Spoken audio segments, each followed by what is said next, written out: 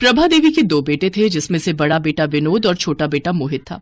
प्रभा देवी की बड़ी बहू चांदनी एक मॉडर्न और छरहरी काया वाली सुंदर लड़की थी, तो वहीं मोहित की पत्नी काजल गरीब घर की सांवली सूरत वाली लड़की थी।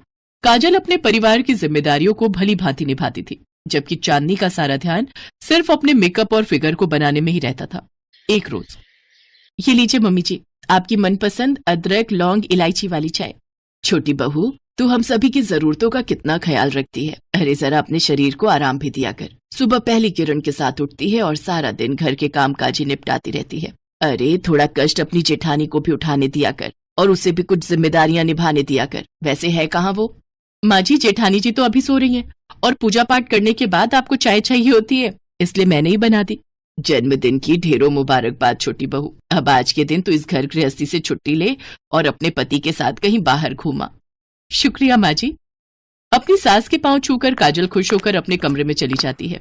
तभी प्रभा देवी भगवान का शुक्रिया अदा करते हुए कहती है, तेरा लाख लाख शुक्र है भगवान, जो तूने मेरी झोली में काजल नाम के हीरे को डाला है। तूने मेरे बुझे घर में चंदा का प्रकाश भेजा है छोटी बहू के रूप में, जिसकी रोशनी पूरे घर में फैली हुई है। हा, बस मेरी यही दुआ है तुझसे कि इसके जीवन में कभी अंधेरा ना आए। मोहित और काजल का रिश्ता सदा सलामत रहे और इनके बीच कभी कोई खटास ना आए।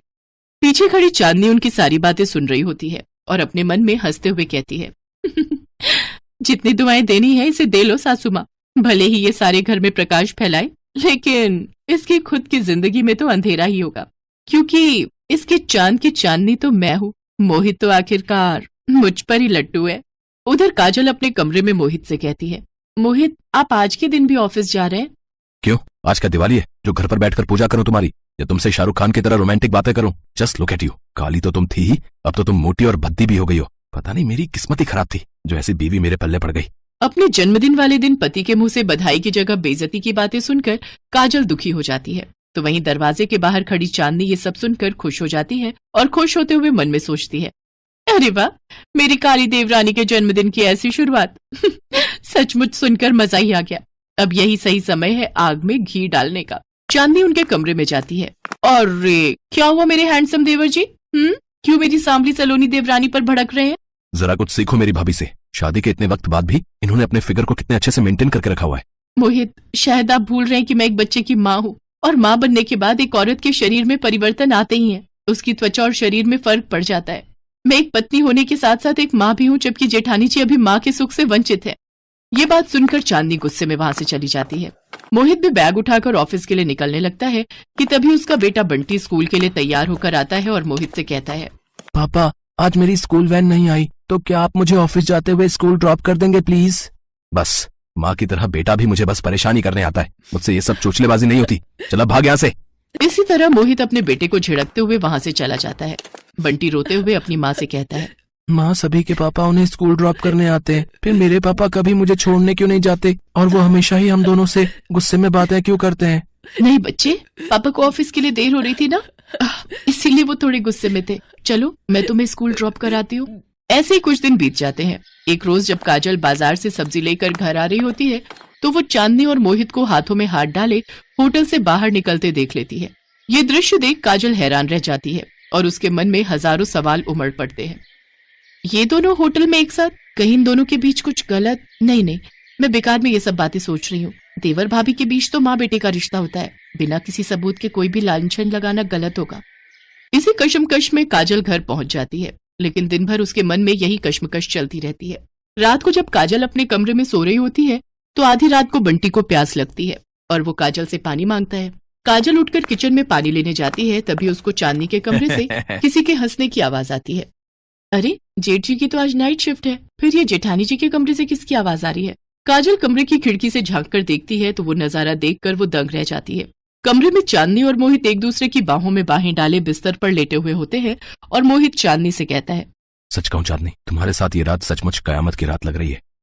अब बातें बनाना बंद भी करो स्वीटहार्ट, और ये बताओ कि कब तक हमें यूं ही दुनिया से छुपते छुपाते मिलना होगा? भगवान ने हमारी शादी 2 अलग अलग लोगों से करवा दी है, और वो भी बिना हमारे टाइप के लोगों से। तुम तो बिल्कुल मेरे टाइप के लड़के हो, हैंडसम एंड डेयरिंग देवर, इसीलिए तो मैं तुम्हारे भैया को बिल्कुल भी भाव नहीं देती। जानता हूँ जानेमन, अब मुझे जाना होगा, कहीं काजल की आंख खुल गई तो मुश्किल हो जाएगी। मोहित जैसे ही बाहर जाने के लिए दरवाजा खोलता है तो काजल वहां खड़ी होती है। बिल्कुल भी शर्म नहीं है तुम दोनों में।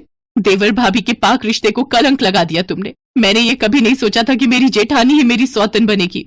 ओह, तो तुमने सब कुछ देख लिया। चलो अच्छा है। आज नहीं तो कल सच तुम्हारे सामने आना ही था। हाँ, और अब यही सच्चाई मैं दुनिया के सामने लाकर रहूंगी। बहुत धोखा दे लिया तुमने हम सबको। खबरदार जो तुमने ऐसा कुछ सोचा भी, वरना तुम्हारे बंटी को इस दुनिया से रुखसत होने में देर नहीं लगेगी। मोहित, ये औरत तुम्हारे सामने तुम्हारे बच्चे को जान से मारने की धमकी दे रही है और तुम चुपचाप तमाशा देख रहे हो।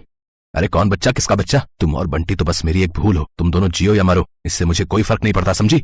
इस तरह उन दोनों से मिली धमकी से काजल अपने बच्चे को खोने से डर जाती है और वो अपना मुंह बंद रखकर सब कुछ चुपचाप सहती रहती।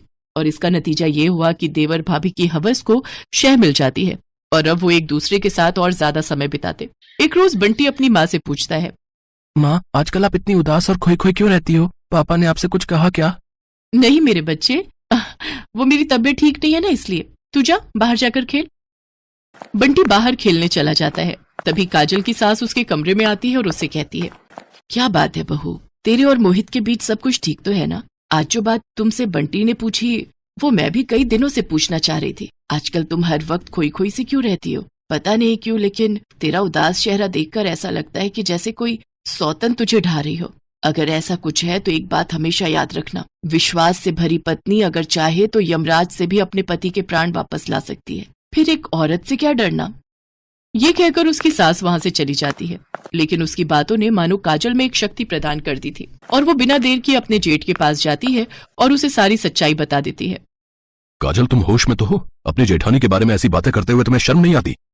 जेठ जी, मुझे बस आज रात का समय दीजिए।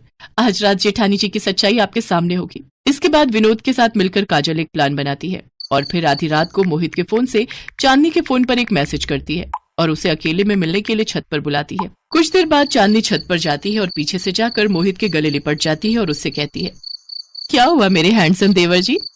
आधी रात तक कभी सब्र नहीं हुआ जो मुझे छत पर ही बुला लिया? चलो अच्छा है, रोज रोज चार दीवारी में रोमांस करके मैं भी बोर हो गई थी। हाँ, आज खुले आसमान के नीचे रोमांस करने में मजा आएगा। अब कुछ कहोगे भी या यूं ही पीठ घुमाए खड़े रहोगे? चलो अब मुझे जल्दी से अपनी बाहों में भर लो। जैसे ही वो ये कहती है, मोहित के कपड़े पहने खड़ा विनोद उसको जोरदार थप्पड़ मारता है। इसी के साथ छत की लाइट जल उठती है और सभी वहां आ जाते हैं। विनोद, तुम?